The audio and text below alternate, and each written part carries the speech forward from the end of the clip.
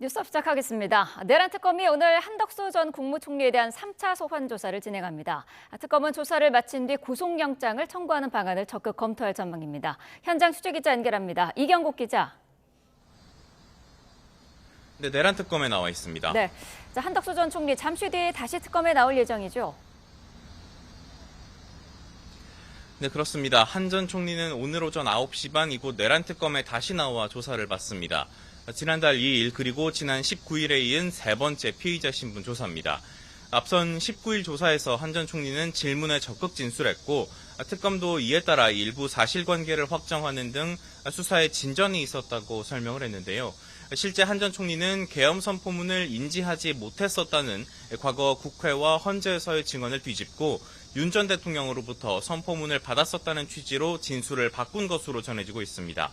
한 전 총리가 구속을 피하고자 오늘 조사에서 더 적극적으로 진술을 내놓을 수 있다는 전망도 나오고 있습니다. 네, 하지만 특검은 구속영장 청구에 무게를 두고 있는 걸로 보이죠? 맞습니다. 한 전 총리는 계엄 선포 전 윤 전 대통령에게 국무회의 소집을 건의했던 인물입니다. 당시 국무회의가 단 2분 만에 끝났던 만큼 특검은 한 전 총리의 소집 건의가 실제 비상계엄 심의를 위함이었다기보다는 절차적 정당성을 마련하기 위한 것이었다고 보고 있습니다. 나아가 위헌 위법한 계엄 선포를 막지 못한 것은 대통령의 제1보좌기관이자 국무회의 부의장으로서의 책무를 다하지 않은 것으로 판단하고 있습니다. 더군다나 자신의 책임을 면하려 국회와 헌재에서 위증한 것도 사실상 확인된 만큼 특검은 일단 구속영장 청구 쪽에 무게를 두고 있는 것으로 보입니다. 특검은 한 전 총리를 비상계엄 선포에 가담한 내란 공범으로 볼 것인지 아니면 계엄을 막지 못해 방조한 것으로 볼지 최종 판단한 뒤에 영장을 청구할 것으로 전망이 됩니다. 네, 차상병 특검의 수사 상황도 전해주시죠. 네, 다음 달 29일까지로 수사기간을 30일 연장하기로 한 최상병 특검도 수사에 속도를 내고 있습니다. 오늘은 수사 외압 의혹의 핵심 인물로 꼽히는 김동혁 전 국방부 검찰단장에 대한 7차 소환 조사를 진행합니다. 경찰에 이첩된 최상병 순직 사건 기록을 회수한 과정 그리고 박정훈 대령 표적 수사 의혹에 대한 조사가 이루어질 전망입니다. 특검은 어제까지 총 3차례 조사한 유재은 전 국방부 법무관리관에 대해서도 추가 소환 조사를 검토하고 있습니다. 오는 25일에는 박정훈 대령을 참고인 신분으로 다시 불러서 수사 외압 의혹과 관련된 전반적인 내용을 조사할 예정입니다. 지금까지 내란 특검에서 전해드렸습니다. 김건희 씨는 어제 구속 뒤 세 번째 특검 조사에서 침묵을 이어갔습니다. 특검은 김 씨에게 내일 오전 10시에 다시 나오라고 통보했습니다. 임혜진 기자입니다. 김건희 씨가 탄 파란색 법무부 호송차가 민중기 특별검사팀 건물로 들어갑니다. 지난 12일 구속된 뒤 세 번째 특검 출석입니다. 특검은 건진법사 청탁 의혹을 집중 조사하기 위해 100쪽 분량의 질문지를 준비했지만 김 씨는 초장부터 입을 굳게 다물었습니다. 왜 진술을 거부하느냐는 물음에 아는 대로 얘기해도 사실이 왜곡되는 것 같아 무서워서 말을 못할 것 같다는 답이 유일한 발언으로 파악됐습니다. 결국 오후 2시 10분쯤 시작된 조사는 3시간 18분 만에 종료됐고 김 씨는 조서 열람까지 모두 마치고 저녁 6시 반쯤 구치소로 돌아갔습니다. 준비한 질문은 절반밖에 소화하지 못했습니다. 특검은 조사를 마치면서 김 씨에게 내일인 토요일 오전 10시에 다시 나오라고 통보했고 김 씨 측도 소환에 응하겠다는 입장입니다. 김 씨 변호인단은 한때 윤석열 전 대통령의 멘토로 알려졌던 심평 변호사가 김건희 씨와 접견하며 이른바 한동훈 배신 발언을 들었다고 주장한 것에 대해서는 강하게 반발했습니다. 심 변호사가 본인의 정치적 견해와 상상을 덧씌워 김건희 씨 발언인 것처럼 왜곡해 여론 조작을 했다는 겁니다. 또 대통령이 보낸 사람으로 오인하게 만들어 접견 승낙을 받아냈지만 실제로는 특정 기자의 요청으로 김 씨를 떠보기 위한 접견이었다고 주장했습니다. 변호인단 입장문에 심 변호사는 더 말을 얹지 않겠다면서도 불쾌감을 드러냈습니다. 특검은 이 같은 논란과 관련해 현재 김 씨에 대한 접견에 제한을 두고 있진 않다고 밝혔습니다. YTN 임혜진입니다. 건진법사 전성배 씨는 어제 구속됐습니다. 자신 때문에 여러 사람이 고초를 겪고 있는 상황을 견딜 수 없다면서 구속심사를 포기했습니다. 안동준 기자의 보도입니다.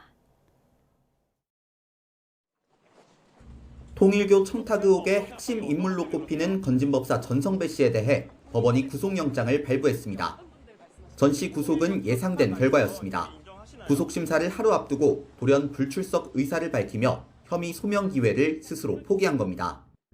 전 씨 측은 전 씨가 자신 때문에 여러 사람이 고초를 겪는 상황을 견딜 수 없어 직접 불출석을 결심했다고 전했습니다.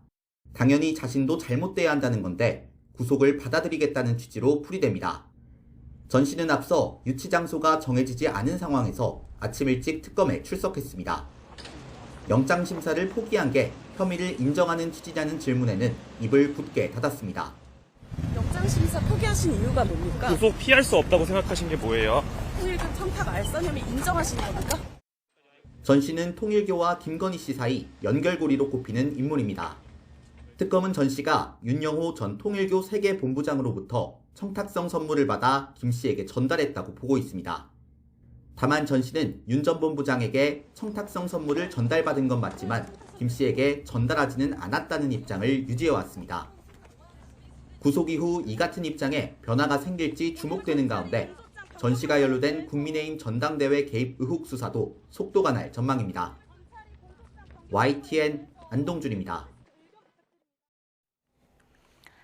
내란 특검이 국회 사무처에 대한 강제 수사를 벌이면서 국민의힘 추경호 전 원내대표를 피의자로 적시했습니다. 특검팀은 압수물 분석을 마치는 대로 계엄 해제 표결을 방해했다는 의혹을 받는 추 전 원내대표를 소환할 걸로 보입니다. 김철희 기자입니다. 계엄 해제 표결 방해 의혹을 수사하는 조은석 특별검사팀이 국회 사무처에 대한 강제 수사에 착수했습니다. 압수수색 과정에서 수사관들은 국회 본청에 설치된 CCTV 자료 등을 확보한 거로 알려졌습니다. 그런데 특검이 압수수색 영장에 국민의힘 추경호 전 원내대표를 유일한 피의자로 적시한 거로 파악됐습니다. 추 전 원내대표는 비상계엄 당일 소속 의원들을 국회가 아닌 당사로 불러 모으거나 우원식 국회의장에게 본회의 시간을 미뤄달라고 요청해 계엄 해제를 방해했다는 의혹을 받고 있습니다. 계엄 선포 이후 한덕수 전 총리나 윤석열 전 대통령과 잇따라 통화한 사실도 드러났지만 추 전 원내대표는 일관되게 혐의를 부인하고 있습니다. 의원들을 당사로 소집한 건 국회 출입이 통제됐기 때문이고 본회의 연기를 요청한 것 역시 의원을 더 모으기 위해서였단 겁니다.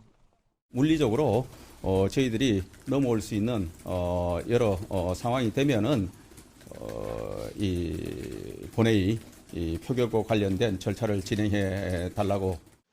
특검은 주장의 신빙성을 검증하기 위해 우원식 국회의장과 김민기 국회 사무총장 등을 차례로 부르며 수사를 이어왔습니다.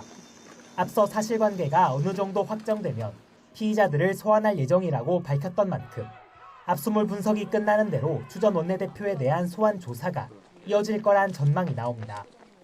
YTN 김철입니다. 이재명 대통령의 국정 지지율이 크게 떨어진 여론조사 결과가 잇따라 나오자 대통령실은 결과를 무겁게 받아들인다고 밝혔습니다. 굵직한 외교 일정을 마친 뒤 민생 살리기에 더 집중해 분위기 반전을 꾀하려는 모습입니다. 정인용 기자의 보도입니다. 지난 월요일 발표된 무선 자동응답 ARS 방식의 리얼미터 조사에 이어 전국 지표조사 MBS에서도 대통령 지지율의 경고등이 켜졌습니다. 4개 여론조사 기관이 공동으로 실시한 전화 면접조사에서도 긍정평가 비율이 떨어진 겁니다. 8월 첫째 주 65%에 달했던 잘하고 있다는 응답은 셋째 주에는 57%로 줄었습니다.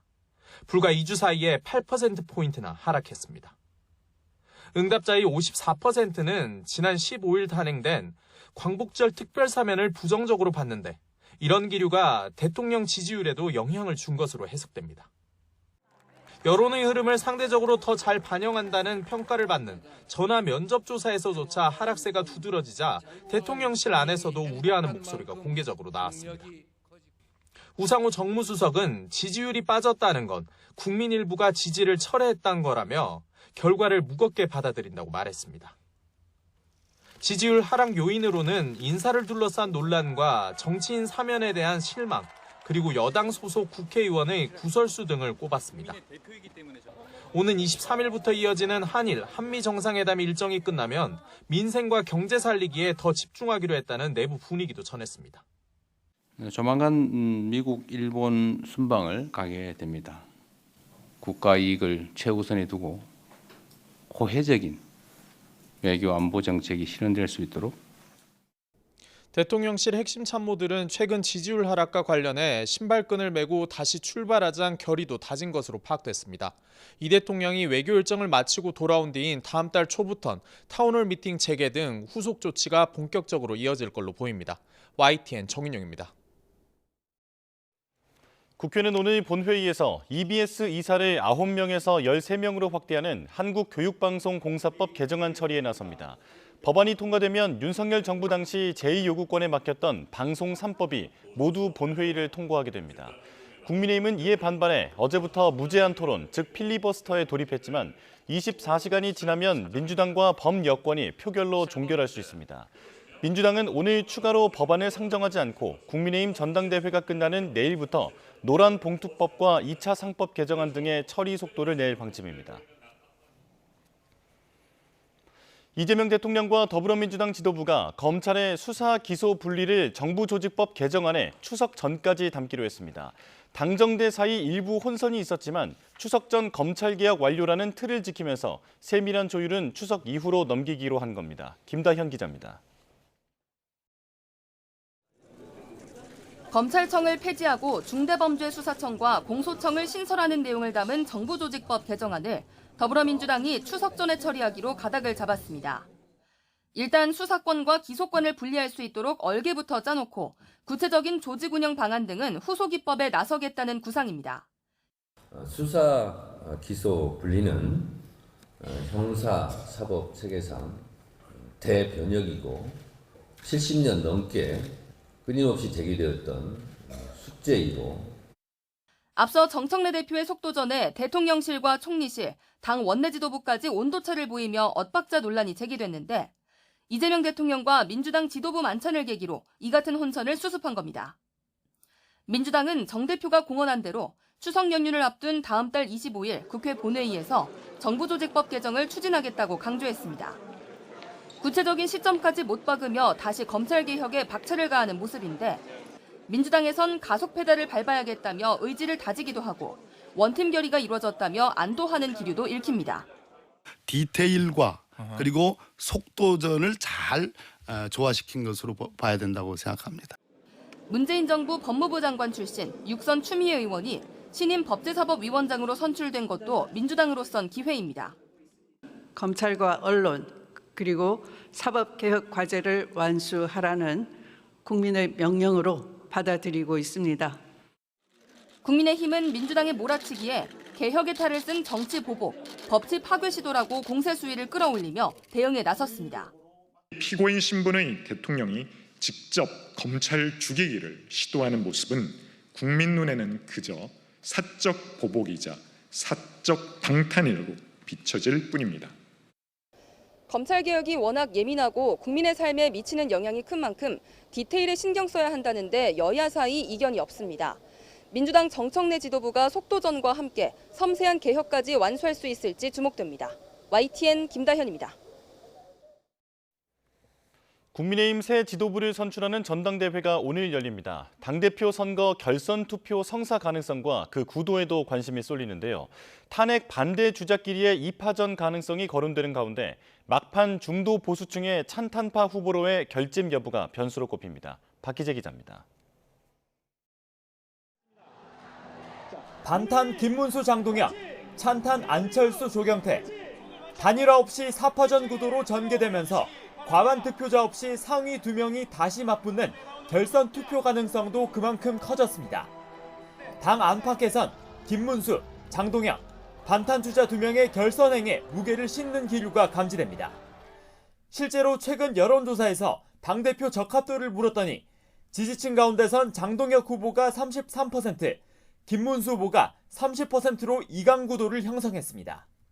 혼자서 50%를 넘는다는 것은 쉬운 일이 아니라고 봅니다. 현재로서는 장동혁 후보가 유력하지 않습니까? 누가 당을 혁신할 수 있을 것인지가 국민의힘의 관건입니다. 정치 생명을 연장하기 위한 것이 아니라 정치 생명을 걸고 나왔기 때문에 당을 혁신할 수 있습니다. 안철수, 조경태 두 찬탄 후보는 당 쇄신을 바라는 중도 개혁 성향의 당원의 막판 결집에 기대를 거는 분위기입니다. 팬덤을 보유한 한동훈 전 대표의 의중 역시 관심인데 특정 후보에 대한 지지를 직접 거론하진 않은 만큼 서로 한심이 자신에게 있다며 친한계 표심에 호소하고 있습니다. 다만 두 후보의 단일화가 무산된 점은 최소 2위 내로 들어야 하는 결선행에 있어 악재로 꼽힙니다. 우리 당 내에서 불법 비상계엄을 옹호하는 세력들을 한 명도 남김없이 낱낱이 뿌리 뽑겠다 하는 것이 저의 의지고 저의 신념입니다. 무도한 이재명 정권의 행동으로 맞서는 단 한 사람, 무너진 국민의힘을 다 살릴 단 한 사람, 이제는 안철수입니다. 민주당의 각종 쟁점 법안 입법 드라이브와 조여오는 특검 수사망 등 여야의 강대강 대치 속에 치러지는 이번 전당대회. 경쟁 구도가 막판까지 윤석열 전 대통령과 계엄, 탄핵을 둘러싼 공방으로 흐르면서 이번 전당대회 이후에 분열을 우려하는 목소리도 적지 않습니다. YTN 박희재입니다. 네, 계속해서 전국 이슈 자세히 짚어보겠습니다. 강성필 더불어민주당 부대변인, 박민영 국민의힘 대변인과 함께하겠습니다. 어서 오십시오. 안녕하세요. 네. 자, 심평 변호사가 수감된 김건희 씨와의 대화를 공개했었는데요. 김 씨 측의 반발이 나왔습니다. 한동훈 전 대표 배신 얘기는 자신이 한 게 아니다. 심 변호사가 왜곡한 거다라는 건데 본인의 정치적인 견해와 상상을 더 씌웠다라고까지 하더라고요. 어떻게 들으셨나요? 일단 저는 저 두 분의 만남이 잘못된 거라는 것부터 먼저 지적을 하고 싶어요. 네. 왜냐하면 심평 변호사의 인터뷰를 제가 쭉 들어봤거든요. 거기 내용을 보면 김건희 씨를 만난 이유가 지금 김건희 씨가 받고 있는 혐의에 대해서 법적으로 변호를 하기 위해서 만난 건 아니라고 하더라고요. 네. 그러면 지극히 개인적인 사적인 만남인데 이것을 변호사 접견을 하는 것이 맞는가? 저는 거기에 대해서 지적을 좀 하고 싶고, 일단 큰 틀에서는 뭐 말은 했을 거 아닙니까? 그런데 우리가 이 커뮤니케이션의 법칙이라는 게 있어요. 나는 A를 말했는데 상대방이 B로 이해를 했다고 하면 나는 과연 A를 말한 것인가 B를 말한 것인가. 이게 정치인이라든지 유명인들에게는 바로 B를 말한 거예요. 내가 아무리 저게 사과라고 했어도 저 사람이 수박으로 이해했다면 나는 수박을 말한 것이거든요. 네. 그런 차원에서 본인이 심평 변호사에게 뭐 어느 정도까지 어느 수위까지 얘기했는지는 사실 뭐 증거도 없고 녹취록도 없기 때문에 사실 증명하기는 어렵습니다. 하지만 국민들의 인식은 뭐 얘기하지 않았겠어? 뭐 조금 더 과장된 면은 있겠지만 이 정도지만 김건희 씨가 뭐 한동훈에 대해서 비판하고 또 이재명 대통령의 장점에 대해서 물어보고 네. 뭐 이런 얘기에 대해서는 어느 정도는 진실일 거라고 믿는 국민들이 많지 않을까 그렇게 예상합니다.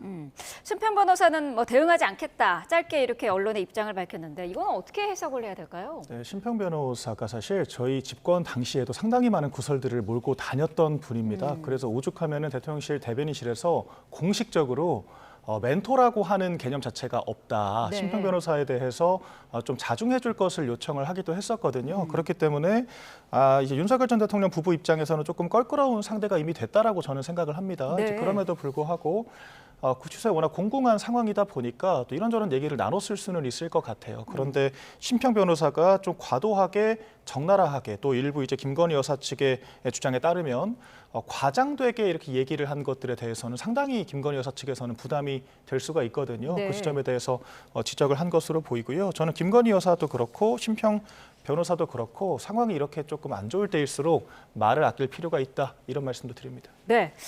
말씀하신 것처럼 심평 변호사 윤 전 대통령의 멘토로 알려져 있는데 밝힌 내용을 보면은 김건희 씨에게 유리한 내용들은 아니었거든요. 이런 내용들을 심 변호사는 왜 애초에 공개를 했을까요? 그래서 제가 말씀드렸던 게 김건희 씨는 분명히 A를 얘기를 했는데 심평 변호사는 B로 이해한 거예요. 그 말은 곧 김건희 씨에게 좀 유리한 방향으로 말을 잘 전달을 했었어야 되는데 네. 그냥 심평 변호사의 전달 능력에도 조금 문제가 있었던 건 아닌가 그런 생각을 한번 해봅니다. 네. 그런데도 불구하고 저는 분명한 메시지는 한 3가지 정도가 있었다고 생각을 해요. 첫 번째로는 내가 죽어야 남편이 살지 않겠느냐라는 발언은 저는 윤석열 전 대통령에게 지금 메시지를 보내고 있다고 생각을 해요. 어떤 메시지냐? 어차피 윤석열 전 대통령은 내란 혐의의 주범이기 우두머리이기 때문에 무기징역 받을 것 같아요.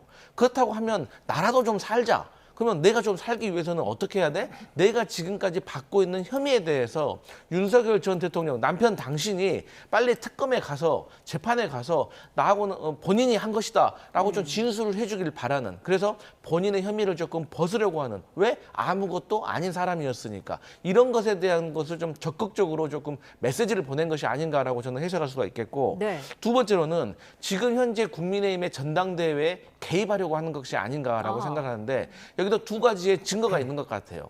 첫 번째로는 내가 구속되기 전까지 전환길 TV를 시청했다. 그리고 전환길 씨 면회 와라. 이것은 곧 지금 전환길 씨가 국민의힘 전당대회에서 누구를 지지하고 있다. 누구를 뭐 당대표 만들고 지도부로 만들어야 된다라는 주장에 동의하는 것이고 힘을 실어준 거라고 생각을 합니다. 그러면 왜 이런 행위를 하고 있냐? 이제 윤석열 전 대통령과 김건희 씨가 믿을 거라고는 그나마 국민의힘의 지도부가 본인들에게 우호적인 지도부가 서야지만 본인들의 재판에 아주 조금이라도 좋은 영향을 미칠 수 있지 않을까라는 기대감이 있기 때문에 저는 이런 전체적인 분명한 목적을 가지고 저는 그 심평 변호사에게 얘기를 했는데 네. 이러한 것이 전달되는 과정에서 썩 그리 마음에 들지 않는 부분도 있었던 것 같다. 저는 이렇게 해석하고 있습니다. 네.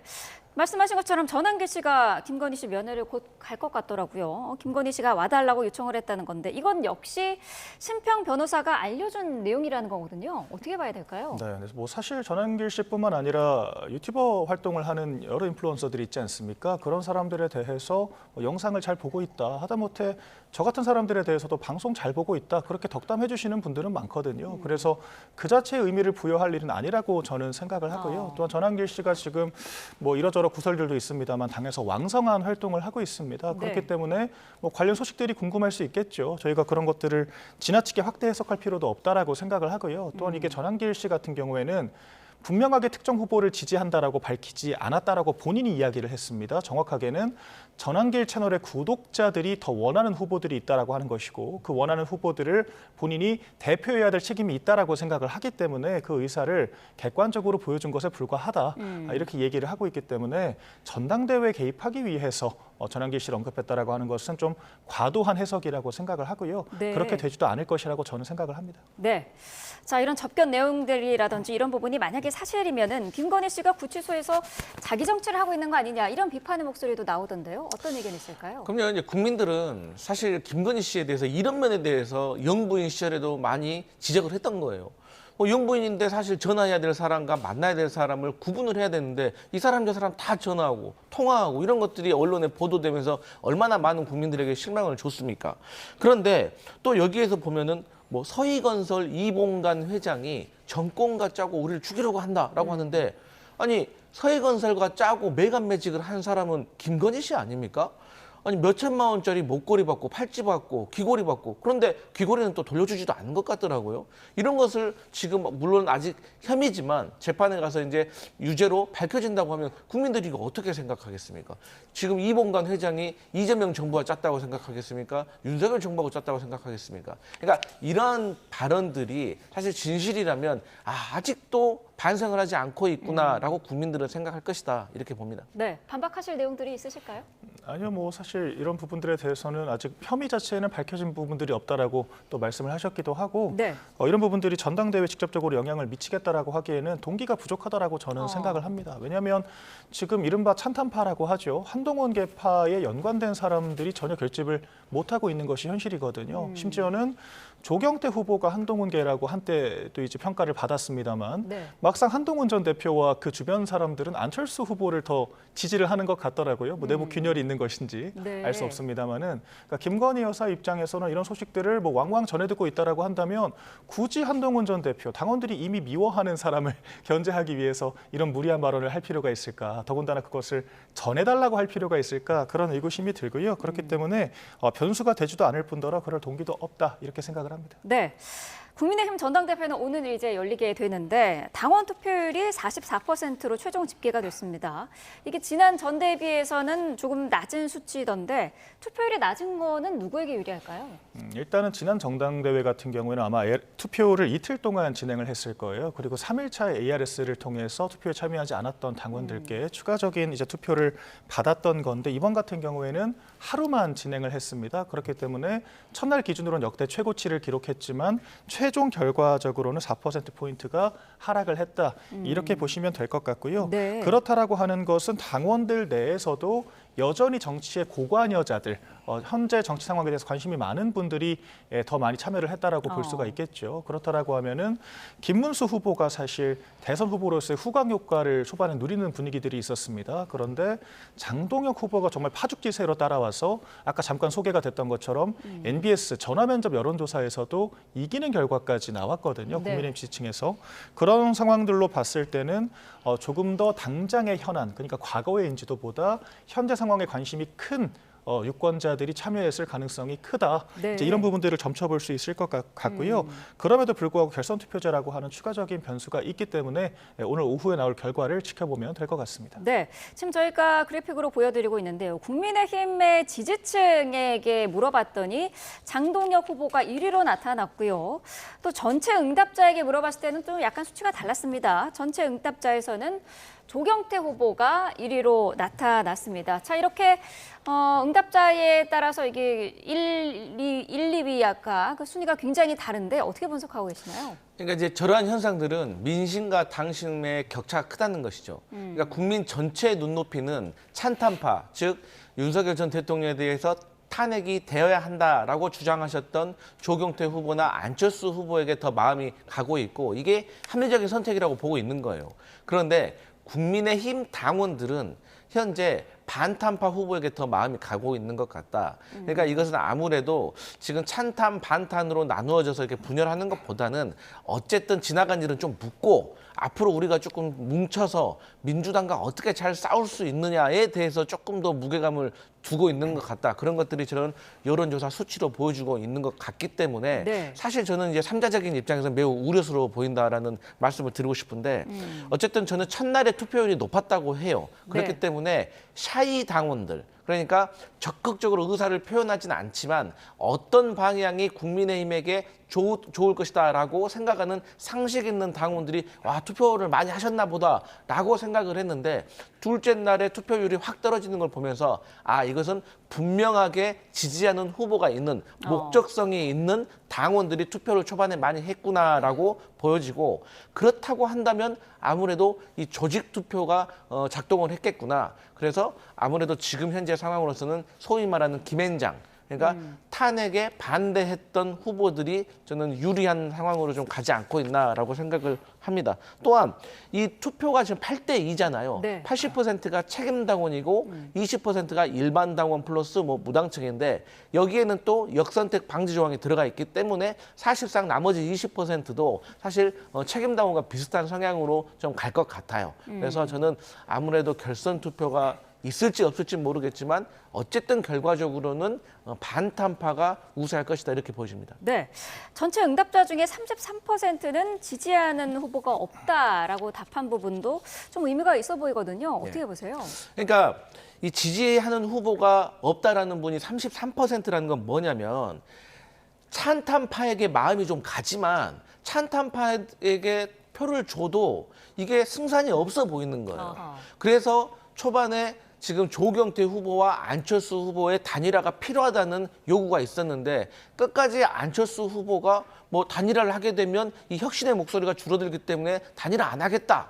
나는 단일화 안 해도 2등은 할 것 같다라는 뭐 이런 식의 주장을 하면서 사실 찬탄파에게 가려고 했던 표가 조금 흩어진 것이 있지 않은가 저는 그렇게 판단을 합니다. 네, 만약에 김문수 후보나 장동혁 후보 중에 당대표가 나오면은 국민의힘은 100% 분당할 것이다. 이게 지금 박지원 의원의 예측인데 네. 이 부분 어떻게 들으셨나요? 일단 제가 조금만 반론을 먼저 드리자면요. 네. 민심이라고 표현을 하셨는데 국민의 민자라기보다는 민주당의 민자였던 것 같아요. 그래서 민주당의 지지를 받는 후보들이 전체 표본상으로는 좀 약진하는 것처럼 보이지만 결과적으로 당대표라고 하는 것은 국민의힘의 정체성을 대표하는 우리의 대표를 뽑는 것이기 때문에 조금은 다른 해석이 필요하다라고 저는 생각을 하고요. 네. 분당이라고 하는 것도 좀 세력 간의 균형이 맞았을 때 가능한 거라고 저는 생각을 합니다.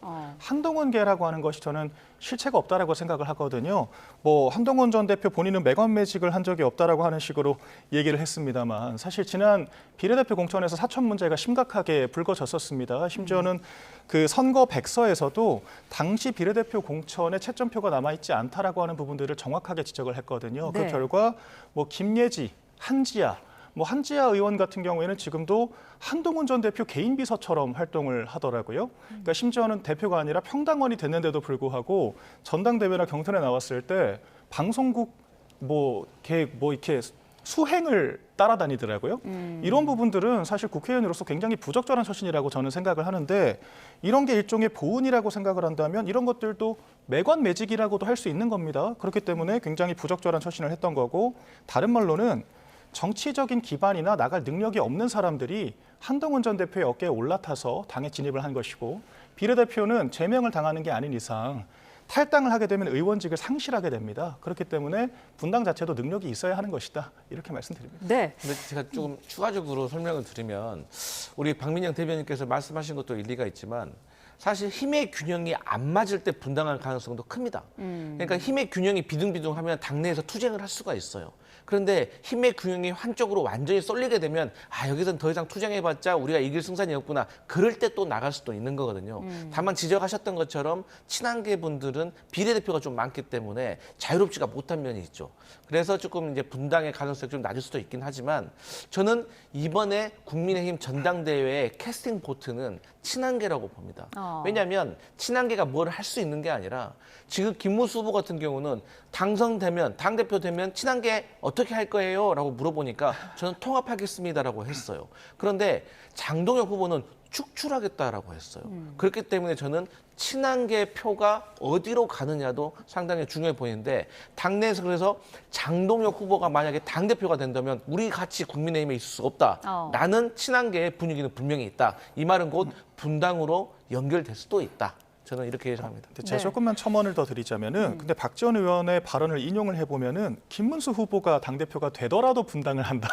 이렇게 언급을 했단 말이죠. 네. 이제 내부적으로 소통을 하는 사람이 있는지는 모르겠습니다만 김문수 후보도 사실 꽃꽃문수라고 했지 않습니까? 비상계엄에 대해서 사과도 하지 않는 그런 모습 때문에 평가를 받았었고 친한계 내에서는 마찬가지로 극우 후보라고 지칭을 하고 있기 때문에 김문수 후보가 되면 남겠다라고 하는 것도 저는 궁색하다라고 생각이 되고요. 그러니까 지난 그리고 이제 TV조선에서 있었던 마지막 당대표 토론회에서 조경태 후보와 장동혁 후보의 설전이 전 굉장히 흥미로웠습니다. 그러니까 조경태 후보가 본인은 착한 사람이라고 주장을 하면서 나쁜 사람들이 나가야 되는 거 아니냐라고 얘기를 했지만 장동혁 의원 같은 경우에는 후보 같은 경우에는 아니 근데 당원들께서 선택을 해주지 않는다라고 하는 것은 착한 사람이라고 하는 것은 본인 주장에 불과하다라는 거 아니겠냐. 그러면은 당원들께서 극우 후보가 더 낫다라고 판단을 한 것이고 국민의힘이 그런 방향으로 간다면 조경태 후보가 거취를 스스로 결정하시는 게 맞지 않느냐 이런 질문들이 오갔거든요. 네. 근데 조경태 후보가 답변을 제대로 못하더라고요. 좀 횡설수설하는 모습들이 있었습니다. 그렇기 때문에 이 분당 혹은 탈당 같은 것들도 자기 정치적 기반이 있는 사람들이 할 수 있다라고 저는 일관되게 생각을 하고요. 네. 일부가 나간다라고 하더라도 국민의힘에 아무 지장이 없다 그렇게 생각을 합니다. 네. 자, 조국 혁신당 대표는 어제 다시 복당이 됐습니다. 바로 당의 혁신정책연구위원장으로 이제 지명이 됐는데 아무래도 당대표 복귀를 위한 수순이라고 봐야겠죠. 네, 이제 조국 전 대표가 이제 특별 사면이 됐기 때문에 정치적으로 자유로워졌잖아요. 네. 그렇기 때문에 조국 혁신당이 조기 전당대회를 아마 11월경에 열 걸로 생각이 돼요. 그래서 사실상 11월까지 당의 고문 역할을 할 수도 있는 건데 혁신 정책위원장을 연구원장을 맡았다는 거는 아마도 본인의 어떤 슬로건 중에 하나인 검찰 개혁에 대해서 조금 더 박차를 가할 것 같다. 저희 민주당에서 이번에 대통령실과 지도부가 만나가지고 추석 전에 큰 틀에서 정부 조직 개편안에 그 기소와 공소를 수사와 기소를 분리하는 것을 담고 그 이후에 디테일한 것들은 추석 이후 연내하기로 했다라고 했는데 여기에 대해서 조국 전 대표도 혁신정책연구원장을 맡으면서 조금 디테일의 어떤 이 보완에 대해서 조금 더 신경을 쓰지 않을까 이런 생각을 해봅니다. 네, 사면 이후에 정치적인 움직임을 굉장히 빠르게 시작을 했고 광폭으로 하고 있는데 이런 움직임 어떻게 보고 계세요? 일단은 조국 전 대표 역시 출소하자마자 마치 개선 장군처럼 나오면서 검찰 독재를 언급을 했습니다. 자신이 검찰 독재 피해자인 것처럼 서술을 했는데 막상 그럼 재심 청구를 해야 되는 거 아니냐, 무죄라고 하는 것을 한 번 더 재판장에서 입증을 하면 되지 않느냐라고 하는 질문에는 답변을 회피를 했거든요.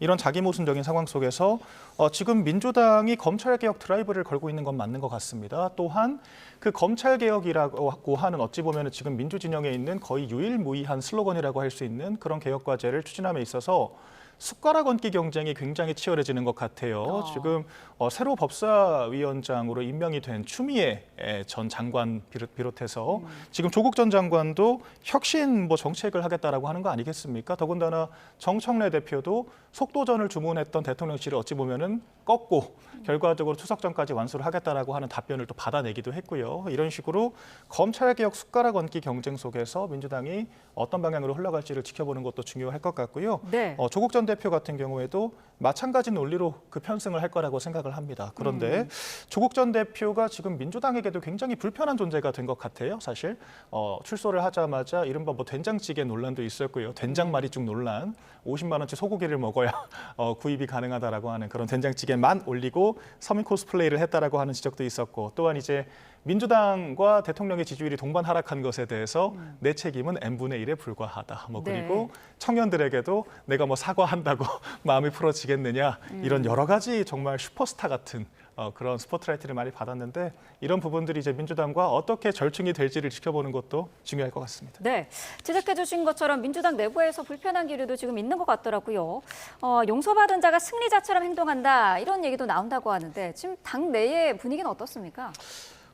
당내에 사실 조국 전 대표 때문에 불편해하신 분들 많고 저도 그중에 한 사람입니다. 네. 그러니까 이재명 대통령께서 결단을 내리신 거 아니에요. 본인의 정치적인 부담을 감수하고 조국 전 대표에게 결단을 내려서 특별 사면을 해준 것은 사실 과도한 검찰의 어떤 직권 남용이라든지 과도한 수사라든지 그리고 본인이 검찰 개혁에 앞장섰는데 오히려 멸문지화를 당한 것에 대한 어떤 위로감이 있었다고 저는 생각을 해요.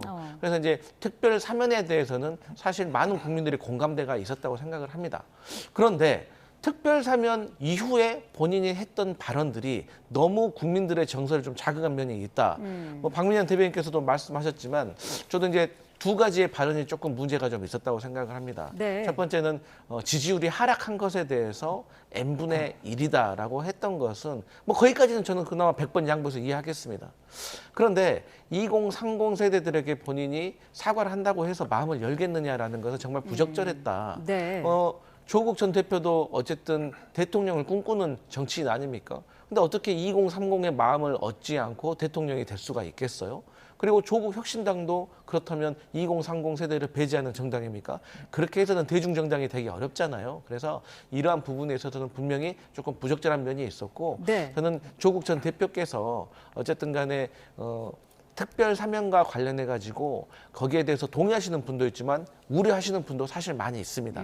그래서 여기에 대해서는 국민적인 정서를 조금 이해하시고 당분간만이라도 좀 자숙하는 모습을 보이는 게 결단을 내린 이재명 대통령에 대한 예의가 아닐까? 저는 그런 생각합니다. 네, 어제 우상호 정무수석의 밝힌 바에 따르면 사면 전에 이거 만약에 사면을 하면 지지율이 빠질 거라는 걸 알고 있었다는 거예요. 그럼에도 불구하고 대통령이 고민하다가 피해가 있더라도 해야 할 일은 하자라고 해서 결단을 했다는 거거든요. 어떻게 들으셨나요? 아마 대통령실에서는 또 이제 그런 감정선이 있었을 수 있습니다. 그런데 약간 오판을 했다라고 제가 생각을 하는 것은 지지율 하락이 일시적이지 않을 거라는 사실이에요. 사실 윤미향 씨까지 사면이 거론되기 시작하자 어떻게 광복절에 위안부 피해 할머니들을 착취한 자를 사면을 하느냐, 이런 비판들이 일면서 조국 전 장관이 잠깐 묻히는 경향들이 있었거든요. 네. 그런데 조국 전 장관이 정말 뭐랄까요, 지지자와 반대자들을 모두 미치게 만드는 그런 광폭 행보들을 하게 되면서 또 이슈의 중심부로 올라왔다는 겁니다. 저희가 조금 몇 년 시계추를 좀 돌려보면은 문재인 정권 시절에 유일하게 지지율이 20%대까지 폭락을 한 시절이 있었습니다. 언제냐? 바로 조국 사태 때였거든요. 그런 폭락세가 언제 회복이 되었냐라고 하면은 조국 전 장관이 법무부 장관을 사퇴하고 사라지면서부터 회복세가 시작이 됐습니다. 네. 그런데 지금 이재명 정권은 조국 전 장관을 외려 풀어주게 되면서 오히려 무대 위에 올려놨거든요. 조국의 늪에 스스로 발을 들인 겁니다. 그렇기 때문에 문재인 정권이 지지율이 폭락했던 그때 그 전철을 밟을 수밖에 없다라고 생각을 하고요. 특별 사면이 단발적인 사건으로 끝나는 것이 아니라 조국 전 장관의 이런 부적절한 언행들이 계속해서 누적이 되면서 국민적인 실망감은 배가 될 것이고 민주당 역시 같은 부담을 느낄 수밖에 없을 것이다. 저는 그렇게 전망을 합니다. 네, 대통령실은 어쨌든 이제 내일부터 정상 외교도 시작이 되기 때문에 이런 부분을 계기로 지지율에 좀 변화가 있을 걸로 기대를 하고 있던데요. 네, 맞습니다. 이제 지금 한미 정상회담 여러 가지 이슈들이 있는데 이런 부분에 있어서 성과를 낸다고 하면 네. 저는 지지율은 또 회복할 수 있다라고 생각을 하고 사실 이제 우리가 지지율은 추이가 중요하다고 생각하잖아요. 그러니까 우리가 잘 올라가다가 확 꺾였을 때 왜 꺾였을까 거기에 대해서 반성을 하는 모습을 보인다고 하면 지지율은 또 다시 반등할 수 있다고 생각을 합니다. 근데 이제 조국 전 대표 사면과 관련해 가지고 이재명 대통령께서는 이런 생각을 하신 것 같아요. 이 당내에서는 아무래도 정치인들이 많기 때문에 본인의 정치적인 유불리를 계산을 많이 했겠지만 이재명 대통령은 이제 대통령이시기 때문에 네. 과연 조국 전 대표의 사면을 해야 되는 일인가 하지 말아야 되는 일인가에 대해서만 고민을 하셨을 것 같아요. 근데 그렇게 따졌을 때는 사실 조국 전 대표가 100% 잘했다는 건 아닙니다. 잘못은 했지만 매를 세게 맞았다. 너무 여러 대 맞았다. 또 이러한 어떤 생각을 하셨던 것 같고 또 그게 뭐 본인도 실형을 살지만 뭐 배우자도 4년, 딸도 뭐 의사면허 취소되고 아들도 석사학위 취소되고 친동생도 3년 동안 실형을 살게 되는 이러한 모습들을 보면서 분명히 과도한 면이 있었다라고 그러니까 검찰의 어떤 남용된 권력을 지적하는 이런 이 의미가 있었기 때문인 것이고 네. 어쨌든 이 부분에 있어서는 차후 저희가 많이 검토하고 반성하고 다시 국민의 마음을 얻을 수 있도록 노력해야 된다 이런 모습 보여주겠습니다. 네, 어제 나온 여론조사에서도 이 대통령의 지지도가 또 하락했거든요. 대통령실도 굉장히 이런 부분에 신경을 쓰고 있을 텐데 어떻게 조만간 반등이 가능할 거라고 보시나요? 네, 일단 짧게만 반박을 드리자면 검찰의 과도한 수사를 계속해서 지적을 하시지만 결과적으로 정경심 씨와 최강욱 씨까지 일관되게 유죄 판결을 받았고 네. 그것은 법관들이 주도를 한 거거든요. 네. 법원에서 판단을 한 겁니다. 그렇기 네. 때문에 이 부분을 오도해서는 안 된다라고 생각을 하고 네, 저는 대변인 잠시만요. 네. 지금 말씀 주기 죄송한데요. 국민의힘이 지금 원내대책회의를 하고 있습니다. 현장으로 잠시 가보겠습니다. 아팠습니다. 국민의 생명과 안전을 책임지는 정치적 책임이 대통령에게 있다. 라면서 모든 재난의 최종적 책임자는 대통령이라고 강하게 주장했던 이재명 당시 더불어민주당 대표의 발언이 생각납니다.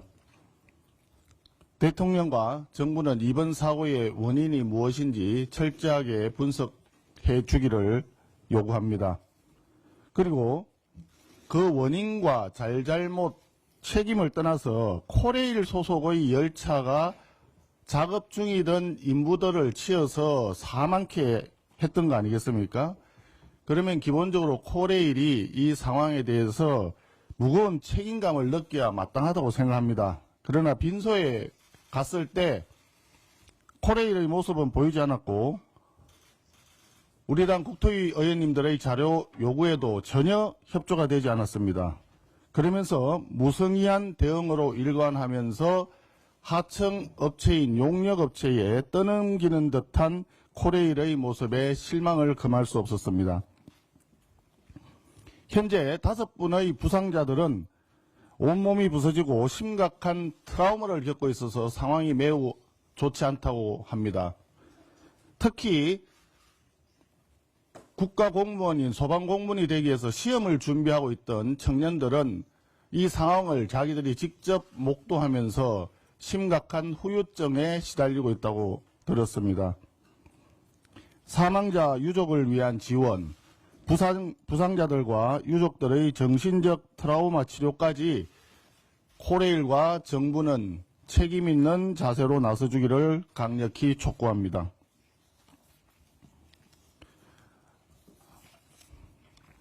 필리버스터 관련해서 말씀드리겠습니다.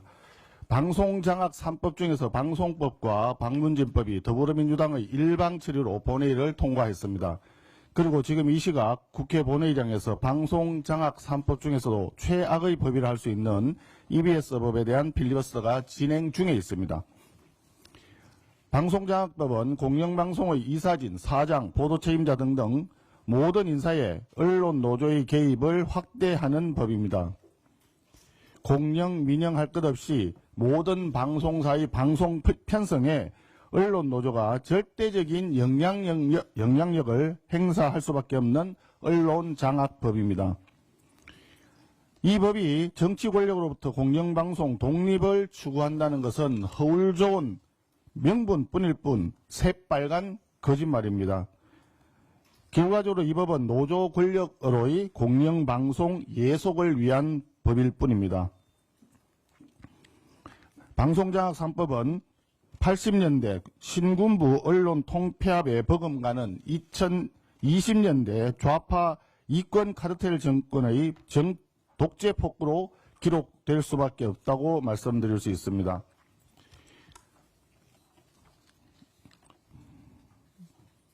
오늘 국민의힘 전당대회를 마치면 내일 다시 본회의가 열리고 노조법과 상법 등 반경제 악법이 상정될 예정입니다.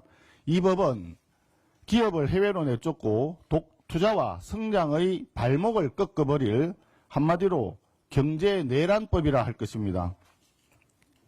이런 법을 일방적으로 강행 처리하려고 하는 더불어민주당은 경제 내란 세력이라 해야 되지 않겠습니까? 이재명 대통령은 이번 미국 방문길에 주요 대기업 총수들과 경제단체장들을 경제사절단으로 동행한다고 합니다. 최소한의 양심도 없다고 봅니다.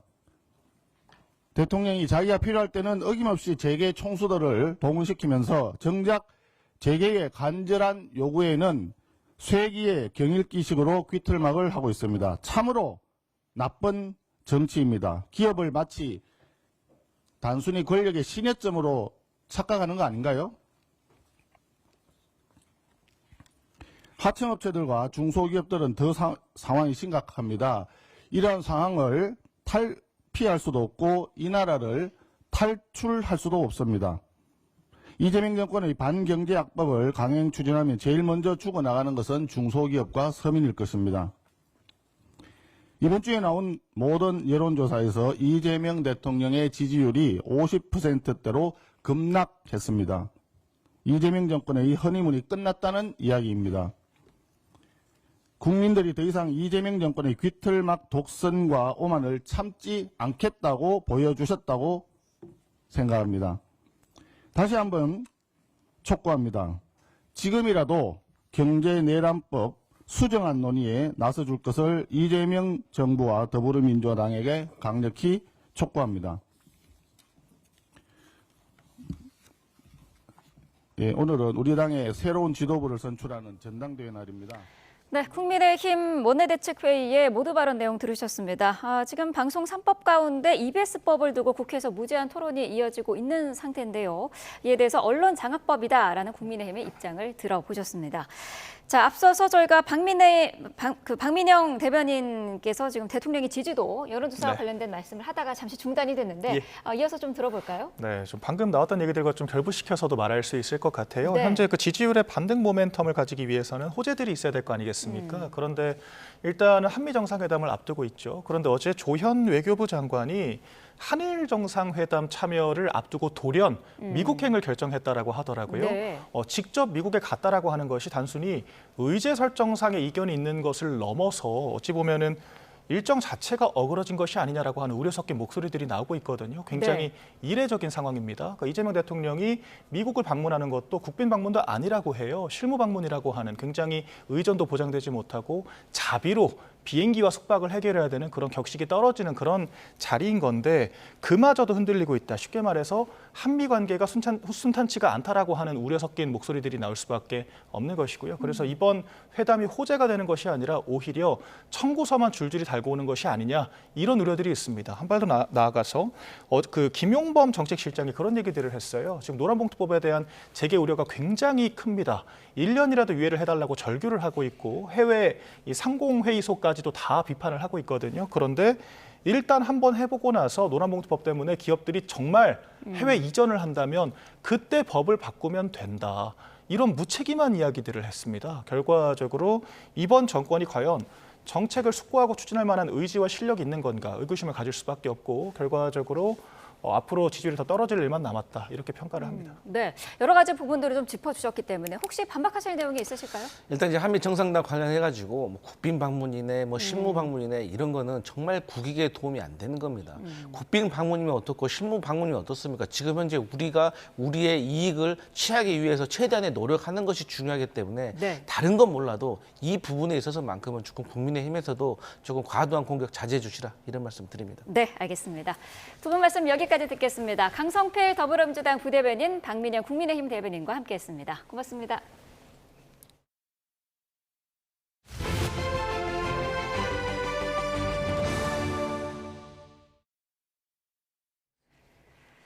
네, 한미 정상회담이 나흘 앞으로 다가온 가운데 한국 고위 당국자들이 미국 측과 최종 회담 의제 조율에 나섰습니다.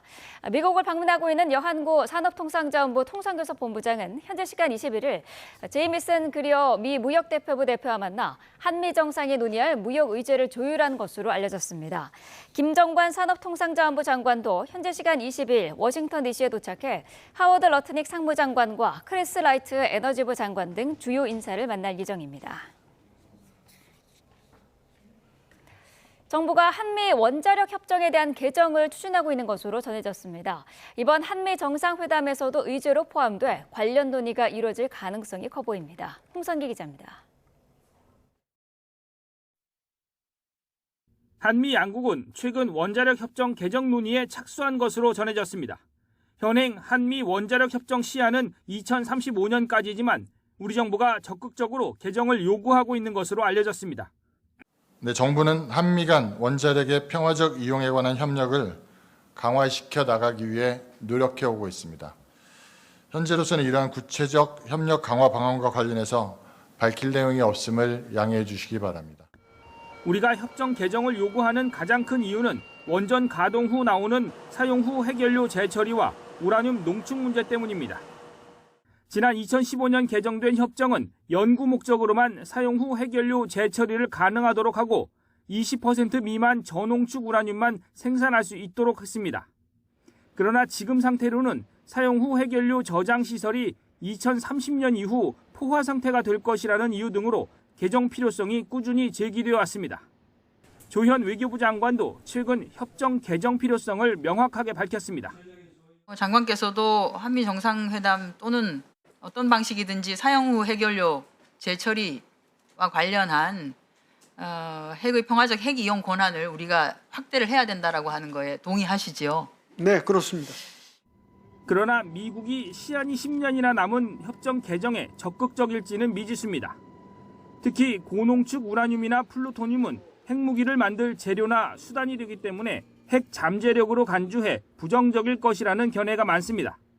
정부는 국방비 증액 등 미국에 양보할 부분과 관련해 원자력 협정 개정을 강하게 요구한다는 전략을 세우고 준비하고 있는 것으로 알려져 성과를 낼 수 있을지 주목됩니다. YTN 홍성기입니다. 부동산 규제에서 외국인들이 제외돼 역차별 논란이 커지자 정부가 칼을 들었습니다.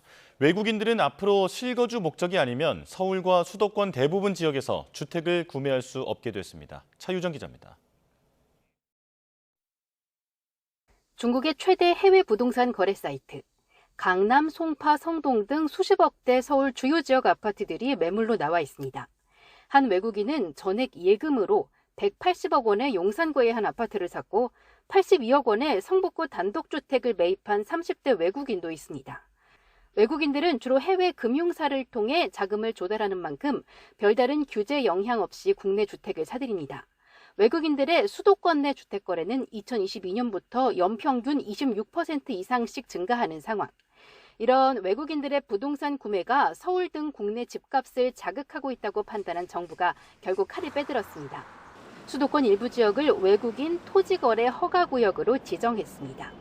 대상은 서울시 전역과 인천시 중구, 연수구, 부평구 등 7개구, 경기도 수원, 성남, 과천, 용인 등 23개 시군입니다. 외국인들이 이 지역 주택을 구매하려면 2년 실거주를 전제로 지자체 허가를 받아야 합니다. 즉 전세를 낀 갭 투자가 아예 금지됩니다. 효력은 내년 8월 25일까지 1년으로 정부는 필요할 경우 기간 연장을 검토할 계획입니다. 국토부는 위반 사실이 확인되면 석 달 이내 기간을 정해 이행 명령을 내리고 강경 대응할 예정입니다. 실거주 의무를 위반한 외국인에 대해서는 이행 강제금을 부과하거나 위반 사항이 심각한 경우에는 허가 취소까지 할 계획입니다. 허가구역에서 주택을 매입하는 외국인은 해외에서 차입하거나 예금을 송금받을 경우 금융기관명과 금액을 자금조달계획서에 기재해 제출해야 합니다. 정부는 일부 국가들이 외국인의 토지 소유를 엄격히 제한하는 만큼 국제통상 차원에서 논란이 발생할 우려는 없다고 강조했습니다. YTN 차유정입니다. 800달러 이하 소액 면세 제도를 폐지한 미국 행정부의 결정에 따라 우체국이 당분간 미국행 국제 우편 접수를 받지 않기로 했습니다. 과학기술정보통신부 우정사업본부는 미국행 항공소포와 국제 특급 우편 서비스 가운데 관세가 붙지 않는 서류를 제외한 모든 물품 접수를 중단한다고 밝혔습니다. 이에 따라 항공소포는 25일부터, 국제 특급 우편 서비스는 26일부터 접수할 수 없습니다. 경찰이 문재인 전 대통령의 배우자 김정숙 여사의 옷값에 청와대 특수활동비가 사용됐다는 의혹에 대해 혐의가 없다고 최종 판단했습니다. 수사를 시작한 지 3년 5개월 만에 사건은 종결됐습니다. 강민경 기자입니다. 김정숙 여사의 옷값 논란이 불거진 건 문재인 정부 임기 말이었던 지난 2022년 3월입니다. 김 여사가 문 전 대통령 재임 기간 청와대 특수활동비를 이용해 수십 벌의 고가 옷을 샀다는 의혹이 야권의 중심으로 제기된 겁니다. 퇴임을 40일 앞두고 불거진 김정숙 여사의 옷값 논란. 옷값의 특수활동비 전용 의혹은 안타깝고 민망합니다. 논란이 커지자 한 시민단체가 김 여사를 고발했는데 경찰은 지난달 말 국고 손실과 횡령 혐의가 없다며 불송치 결론을 내리고 사건을 종결했습니다. 수사가 시작된 지 약 3년 5개월 만인데 그간 정치권은 지지부진한 사실 공방을 벌여왔습니다. 임기 종료 이후에 그 사들인 그 장신구, 그다음에 옷, 핸드백이 있으면 핸드백, 신발 이 모든 걸 다 반환해야 되는 것은 아닌가. 아무런 근거도 없이 흑색 선전에 가까운 논란을 부추기는 행태가 벌어지고 있으니 참으로 개탄스럽습니다. 경찰은 윤석열 전 대통령 탄핵 뒤인 지난 5월부터 대통령 기록관을 압수수색하고 당시 청와대 직원들을 조사하며 적극적으로 수사를 하기 시작했습니다. 앞서 검찰도 지난 2월 김 여사의 외유성 출장과 이른바 샤넬 재킷 의혹에 대해 무혐의 처분을 내리며 사건을 마무리 지었습니다. 경찰의 이번 결론을 끝으로 김 여사의 특활비 사용 논란은 사실상 정리 수순에 들어갔다는 해석이 나옵니다. 민주당은 문재인 정권을 향했던 정치 보복의 칼날이 거짓이었다는 사실이 드러났다며 이제라도 진실이 확인돼 다행이란 입장을 밝혔습니다. YTN 강민경입니다.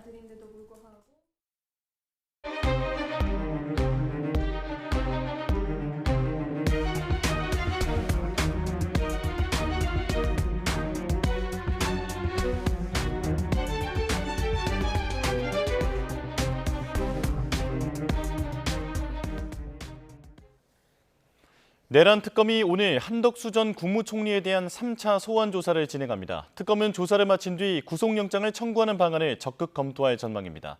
현장 취재기자 연결합니다. 이경국 기자. 네, 내란 특검 사무실에 나와 있습니다. 네, 한덕수 전 총리 곧 특검에 출석할 예정이라고요? 네, 한 전 총리는 조금 뒤인 오전 9시 반 이곳 내란 특검에 다시 나와서 조사를 받습니다. 지난달 2일 그리고 지난 19일에 이은 세 번째 피의자 신분 조사입니다. 앞선 19일 조사에서 한 전 총리는 질문에 적극 진술했는데요. 특검도 이에 따라 일부 사실관계를 확정하는 등 수사에 진전이 있었다고 설명했습니다. 실제 한 전 총리는 계엄 선포문을 인지하지 못했었다는 과거 국회와 헌재에서의 증언을 뒤집고 윤 전 대통령으로부터 선포문을 받았었다는 취지로 진술을 바꾼 것으로 전해지고 있습니다. 한 전 총리가 구속을 피하고자 오늘 조사에서 더 적극적으로 진술을 내놓을 수 있다는 전망도 나오고 있습니다. 네, 하지만 특검은 구속영장 청구에 무게를 두고 있는 것으로 보이죠. 맞습니다. 한 전 총리는 계엄 선포 전 윤석열 전 대통령에게 국무회의 소집을 건의했던 인물입니다. 당시 국무회의가 단 2분 만에 끝났던 만큼 특검은 한 전 총리의 소집 건의가 실제 이 비상계엄 심의를 위함이었다기보다 절차적 정당성을 마련하기 위한 것이었다고 보고 있습니다. 나아가 위헌 위법한 계엄 선포를 막지 못한 것은 대통령의 제1보좌기관이자 국무회의 부의장으로서의 책무를 다하지 않은 것으로 판단하고 있습니다. 이후에 자신의 책임을 면하기 위해 국회와 헌재에서 위증한 것도 사실상 확인이 된 만큼 특검은 구속영장 청구 쪽에 일단 무게를 두고 있습니다. 특검은 한 전 총리를 비상계엄 선포에 가담한 내란 공범으로 볼지 계엄을 막지 못해 방조한 것으로 볼지 최종 판단한 뒤에 구속영장을 청구할 것으로 전망이 됩니다. 네, 최상병 특검 수사 상황도 전해주시죠. 네, 다음 달 29일까지로 수사기간을 30일 늘리기로 한 최상병 특검 수사의 속도를 내고 있습니다. 오늘은 수사 외압 의혹의 핵심 인물로 꼽히는 김동혁 전 국방부 검찰단장에 대한 7차 소환 조사를 진행합니다. 경찰에 이첩된 최상병 순직 사건 기록을 회수한 과정, 박정훈 대령 표적 수사 의혹에 대한 조사가 이뤄질 전망입니다. 특검은 어제까지 총 3차례 조사한 유재은 전 국방부 법무관리관에 대해서도 추가 소환을 검토하고 있습니다. 오는 25일에는 박정훈 대령을 참고인 신분으로 다시 불러서 수사 외압 의혹 과정 전반에 대한 내용을 조사할 것으로 보입니다. 지금까지 내란특검에서 전해드렸습니다. 이어서 김건희 특검 상황도 알아보겠습니다. 어제 구속 이후 3번째 조사를 받은 김건희 씨는 진실을 말해도 왜곡된다며 진술을 거부했습니다. 특검은 내일 김 씨를 다시 불러 조사할 계획인데요. 취재기자 연결합니다. 안동준 기자. 네, 서울 광화문에 있는 김건희 특검 사무실 앞입니다. 네, 먼저 어제 조사 내용부터 전해주시죠. 네, 특검은 어제 김건희 씨에 대한 구속 이후 3번째 조사를 진행했습니다. 이번 조사에서는 건진법사 전성배 씨를 통한 통일교 현안 청탁 사건이 줄을 이뤘습니다. 김 씨는 대부분 진술을 거부한 것으로 알려졌는데요. 다만 김 씨는 윤영호 전 통일교 세계 본부장과 대선 직후 나눈 통화 내용에 대해 특검이 질문하자 한 가지 진술을 한 것으로 파악됐습니다. 아무리 자신이 진실을 이야기해도 자꾸 왜곡돼서 겁이나 진술을 못하겠다는 겁니다. 김 씨 측은 영부인으로서 관례적인 감사 인사를 하는 것을 두고 특검이 확대 해석을 하는 것 같다. 제3의 피해가 발생할까 우려돼 김 씨가 해당 발언을 했다고 설명했습니다. 이 특검은 어제 조사에서 준비한 질문지 100여 쪽 가운데 절반 정도만 소화한 것으로 알려졌는데요. 이에 특검은 내일 오전 10시 김 씨를 다시 소환해 조사할 예정입니다. 네, 건진법사 전성배 씨는 구속됐죠? 네, 법원은 어제 통일교 청탁 의혹 등 각종 의혹에 연루된 건진법사 전성배 씨에 대한 구속영장을 발부했습니다. 전 씨가 증거인멸을 할 우려가 있다는 게 법원의 판단인데요. 전 씨 진술이 일관되지 못하고 사실관계와 다르다는 특검의 주장을 법원이 받아들인 겁니다. 앞서 전 씨는 자신 때문에 여러 사람이 고초를 겪는 상황을 견딜 수 없다며 구속심사에 불출석했습니다. 사실상 구속을 받아들인 셈입니다. 특검이 전 씨 신병을 확보하면서 김건희 씨와 윤영호 전 통일교 세계 본부장까지 통일교 청탁 의혹의 핵심 인물들이 모두 구속됐습니다. 특검은 이제 통일교 측이 김건희 씨에게 보낸 청탁성 선물이 실제로 전달됐는지를 입증하기 위해 수사력을 모을 전망입니다. 전 씨와 윤 전 본부장이 통일교 교인들을 당원으로 입당시키는 방식으로 국민의힘 전당대회에 개입하려 했다는 의혹 역시 수사에 속도가 날 전망입니다. 네, 오늘 소환 일정도 정리해 주시죠. 네, 먼저 오전 10시에는 오아시스 에쿼티 파트너스 민모 대표가 특검에 출석합니다. 이 오아시스는 김건희 집사 김예성 씨가 설립에 관여한 IMS 모빌리티에 투자사들을 모집했던 사모펀드 운영사입니다. 이 특검은 민 대표를 상대로 당시 자본 잠식 상태였던 IMS 모빌리티에 투자를 결정한 배경에 대해 캐물을 전망입니다. 민 대표는 투자를 결정할 당시 IMS 모빌리티 주주 명부에 김예성 씨가 없었고 이에 정상적인 투자였다고 주장하고 있습니다. 오후 2시에는 구속된 김예성 씨도 특검 조사를 받는데요. 특검은 김 씨가 IMS 모빌리티가 투자받은 184억 원 가운데 33억 8천만 원을 횡령했다고 보고 김 씨를 구속했습니다. 김 씨 측은 회사 돈을 빼돌린 게 특검에서 수사할 일이냐며 별건이라고 주장하고 있는데요. 다만 특검은 김 씨가 빼돌린 회사 돈과 다른 수익들이 김건희 씨에게 전달된 정황이 있다고 의심하고 이에 수사력을 집중하고 있습니다. 지금까지 김건희 특검 사무실 앞에서 YTN 안동준입니다. 한덕수 전 국무총리 소환 그리고 건진법사 전성배 씨의 구속, 바쁘게 돌아가는 특검 소식 박성배 변호사와 짚어보겠습니다. 어서 오십시오. 안녕하십니까. 네, 자 먼저 한 전 총리부터 보겠습니다. 오늘 오전 9시 반에 내란 특검에 출석할 예정인데 앞선 조사에서 준비한 분량을 특검이 충분히 질문을 하지 못했다고 하더라고요. 앞선 조사에서 나름대로 한 전 총리가 충실한 답변을 했음에도 불구하고 특검이 사전에 준비해둔 질문의 60에서 70% 정도만 소화한 상황이었습니다. 오늘 조사는 앞선 조사 연장선상 이라고 보여지고 한 전 총리가 전격적으로 기존과 다른 입장에 진술할 가능성도 점쳐집니다. 무엇보다 특검의 시각은 한 전 총리가 비상계엄 사태와 관련해 실질적인 공모자로 보고 있습니다. 우선 계엄의 정당성을 확보하기 위해서 국무회의 소집을 건의했고 비상계엄이 선포된 이후에는 국무조정실을 통해서 정보기관 출입 통제 지시를 했을 뿐만 아니라 비상계엄 해제 의결 방해 의혹, 즉 추경호 전 원내대표와 통화한 부분도 집중적으로 들여다보고 있습니다. 이미 입건된 사후 계엄 선포문 작성 폐기 의혹 그리고 국회 헌법재판소에서의 위증 의혹 외에도 비상계엄 선포 과정과 실행 행위에서 전반적으로 적극 가담한 공모 혐의를 적용하고 있습니다. 예. 자, 앞서 잠깐 짚어주신 대로 한 전 총리가 진술을 일부 번복했는데 그러니까 계엄 선포문을 윤 전 대통령으로부터 받았다라고 인정한 겁니다. 그렇다면 사실상 위증 혐의는 성립된다고 봐야 할까요? 위증 혐의에 대해서는 자백을 했다고 봐도 무방합니다. 앞서 한 전 총리는 계엄 관련 물건을 사전에 인지한 바 없다고 주장해 왔습니다. 예. 그럼에도 불구하고 지난 조사에서는 계엄 선포문을 윤 전 대통령으로부터 받았다는 전격적인 입장 번복을 했습니다.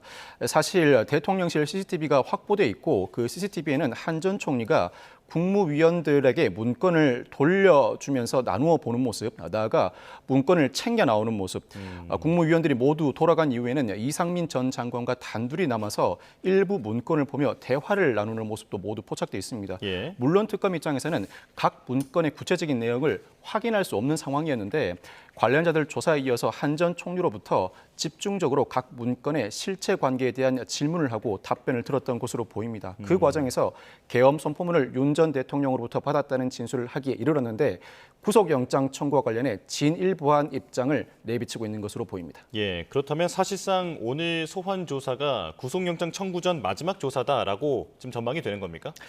마지막 조사로 여겨지고 오늘 조사를 마친 이후에는 사실 특검 입장에서는 구속영장 청구가 예정된 수순이라고 보여집니다. 지난달부터 이미 압수수색을 여러 차례 단행해 온 바 있고 이를 통해서 한 전 총리의 자택, 공간에서 일부 증거물을 압수했고 나아가서 관련자들 수사도 진행되었을 뿐만 아니라 이미 확보된 대통령실 CCTV도 존재하고 전 비서실장으로부터 비상계엄 선포 당시에 한 전 총리의 동선과 행적도 파악을 해둔 상태입니다. 이와 같은 특검의 수사 행적은 사실상 구속영장 청구를 목표에 두고 있다고 할 수 있습니다. 예. 오늘 집중조사 이후에는 구속영장 청구가 수순인데 만약 전격적으로 한 전 총리가 사실관계 전반을 인정하는 진술을 한다면 이때는 특검이 구속영장을 청구하지 않을 가능성도 배제하지 못합니다. 사실 한 전 총리는 고령이고 평생 공직자로 재직해온 인물로서 구속영장 발부에 상당한 부담과 두려움을 느끼고 있을 가능성이 높습니다. 아, 예. 지금 한 전 총리 말씀을 하셨는데 추경호 전 원내대표와도 지금 밀접하게 연관이 되어 있는 상황 아닙니까? 어제 이제 국회 사무처를 압수수색을 하면서 추경호 전 원내대표에 대해서는 피의자로 아예 적시를 했던데 지금 한덕수 전 총리와 계엄 당일에 통화했다라는 사실이 드러난 거죠. 추경호 전 원내대표는 국회의 계엄 해제 표결 방해 혐의의 피의자로 적시되어 있습니다. 어제 특검이 국회 사무처를 압수수색하면서 국회 본청 CCTV 등을 확보했는데 그 과정에서 역시 비상계엄 선포 당시에 국민의힘 의원들이 비상계엄 해제 표결에 참여하지 못하게 된 이유가 추경호 전 원내대표를 비롯한 국민의힘 지도부의 관여 때문이 아닌가, 나아가서 윤 전 대통령의 지시가 일부 포함된 것이 아닌가 지켜보고 있습니다. 예. 이 과정에서 한 전 총리가 추경호 전 원내대표와 당시 통화한 내역이 확보되면서 한 전 총리도 비상계엄 해제 표결 방해 의혹의 일부 대상자로 지목되고 있는데 사실 이 부분은 통화 내역이 어느 정도인지 가늠하여야 실제로 한 전 총리가 비상계엄 해제 의결 방해 의혹에 가담하였는지 여부를 가늠해 볼 수 있습니다. 구속영장 청구를 한다고 하더라도 이 부분은 포함되지 않을 가능성이 있는데 오늘 조사에서 한 전 총리가 이와 관련해서도 기존 입장과 다른 진일보한 진술을 내놓을 가능성도 배제하지 못합니다. 예, 그렇다면 지난 조사에서 한덕수 전 총리가 지금 추경호 전 원내대표 관련된 어떤 진술을 했고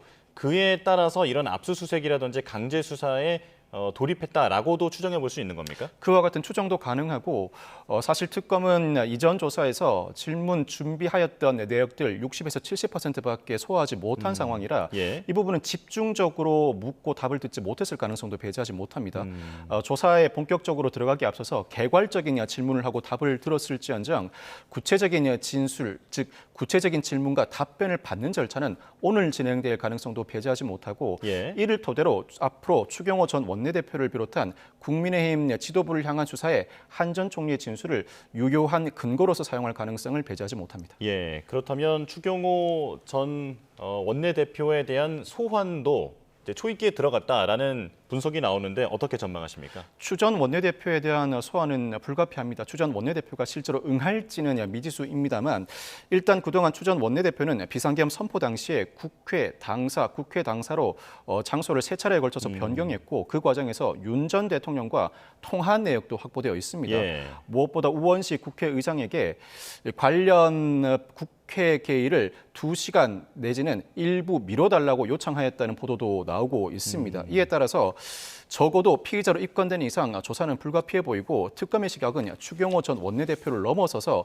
국민의힘 지도부 이를 또 넘어서서 윤 전 대통령이 비상계엄 해제를 방해하기 위해서 적극적으로 관여하였다고 보는 입장입니다. 추경호 예. 전 원내대표도 피의자이지만 더 나아가서 피의자 대상 범위가 확대될 수 있고 추경호 전 원내대표 등은 기본적으로는 직권남용 권리행사 방해죄가 적용될 것으로 전망됩니다만 상황에 따라서는 내란 방조 혐의가 적용될 가능성도 배제하지 못합니다. 예, 자 지금 저희가 화면을 통해서 이 시각 내란 특검 사무실 앞의 모습을 보여드리고 있습니다. 전해드린 대로 오늘 오전 9시 30분에 한덕수 전 국무총리가 이곳에 출석해서 세 번째 조사를 받게 되는 상황인데요.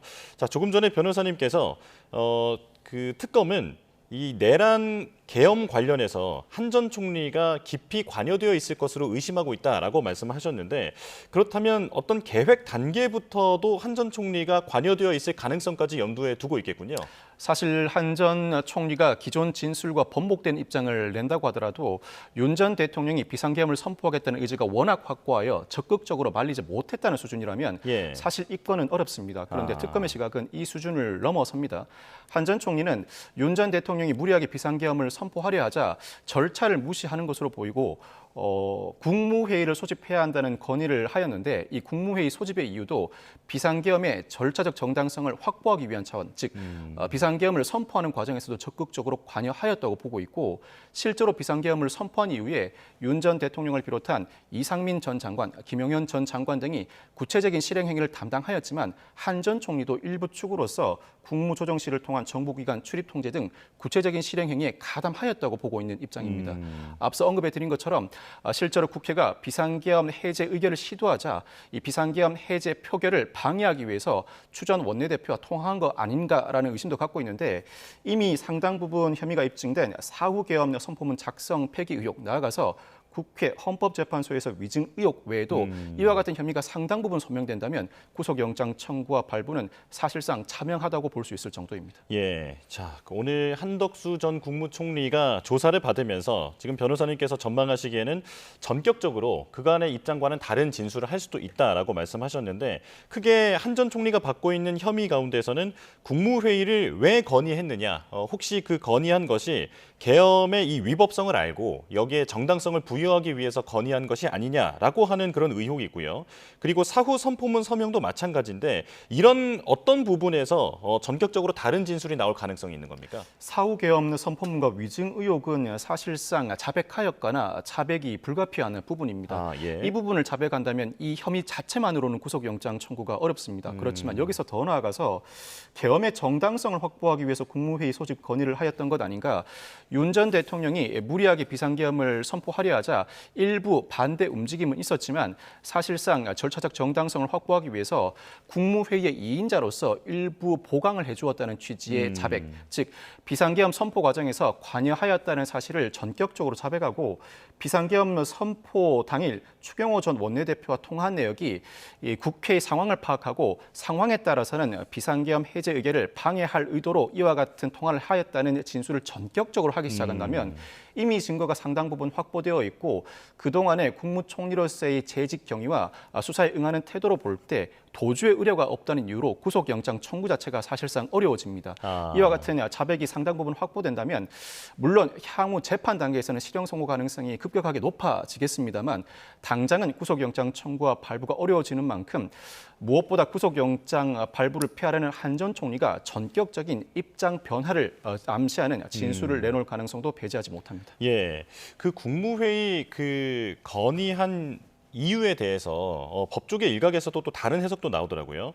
그러니까 계엄에 가담하는 입장에서 적극적인 입장에서 국무회의를 건의함으로써 계엄의 위법성을 탄핵하기 위해서, 그러니까 정당성을 부여하기 위해서 그런 적극적 역할을 했다라고 하는 의견도 있고, 아니다. 대통령이 이렇게 진행하는 것을 말리지 못하는 상황에서 그저 절차적 조언을 했을 뿐이다 라고 하는 그런 두 가지 측면에서 이 국무회의 건의를 보는 시각이 있더라고요. 어떤 쪽에 좀 더 무게가 있는 겁니까? 두 가지 시각 모두 아직까지는 가능하다고 할 수 있습니다. 다만 국무회의를 소집한다면 국무회의에 참석할 수 있는 모든 국무위원들에게 국무회의 소집 통지를 발령하고 이 국무위원들이 모두 소집되었을 때 정상적인 국무회의가 시작되어야 합니다. 그럼에도 불구하고 윤 전 대통령에게 국무회의 소집 건의를 단행한 한 전 총리는 일부 국무위원들에게만 국무위원 소집 통지를 한 것으로 보입니다. 즉 적어도 윤 전 대통령의 비상계엄에 동조하거나 비상계엄 선포에 적극적으로 반대하지 않을 만한 국무위원들에게만 사전 통지를 발하고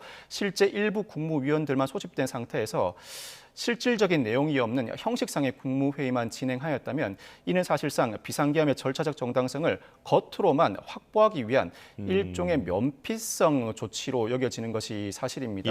그동안 관련자들 조사, 즉 국무회의에 참여하였거나 국무회의에 참여하지 못한 국무위원들에 대한 조사가 상당 부분 이루어져 온 이상 특검은 당시 국무회의 소집 경위와 실제적인 내용에 대해서 상당 부분 인지하고 있을 것으로 보입니다. 이에 대해서도 한 전 총리가 상당 부분 자백을 하기 시작한다면 사실 구속영장 청구는 어려워집니다만 이 수준까지 자백할지는 지켜봐야 할 것 같습니다. 알겠습니다. 자, 잠시 뒤 9시 30분에 한 전 총리가 지금 보여드린 화면을 통해서 모습을 드러낼 예정입니다. 지금까지 박성배 변호사와 이야기 나눠봤습니다. 고맙습니다. 감사합니다.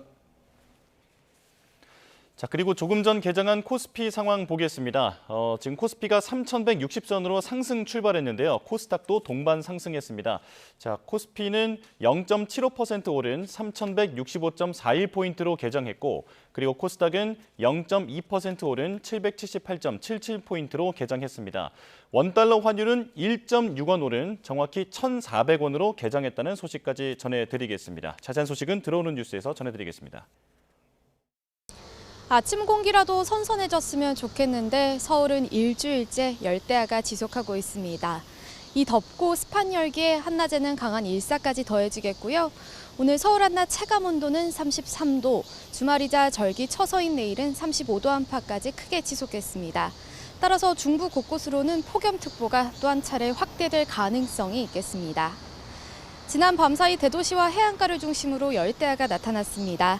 한낮에는 전국 곳곳에 폭염경보가 이어지는 가운데 청주와 대전 35도, 대구와 포항 36도까지 크게 오르겠습니다. 오늘도 남부 곳곳으로는 오후 한때 소나기 가능성이 있겠습니다. 양은 대체로 5에서 40mm가 되겠고 영남에는 최대 60mm가 예상됩니다. 주말인 내일은 서울 등 중북부 지방에, 모레는 동쪽 내륙 곳곳에 소나기가 지나겠고요. 다음 주에는 중서부 지방을 중심으로 비 소식이 잦을 전망입니다. 당분간 대기 불안정이 심한 지역에서는 벼락과 돌풍을 동반한 소나기가 호우특보가 내려질 정도로 강하게 쏟아질 수 있겠습니다. 안전사고에 각별히 유의하시기 바랍니다. 지금까지 YTN 원희다입니다. 네, 뉴스업 금요일 순서 마칩니다. 시청해주신 여러분 고맙습니다.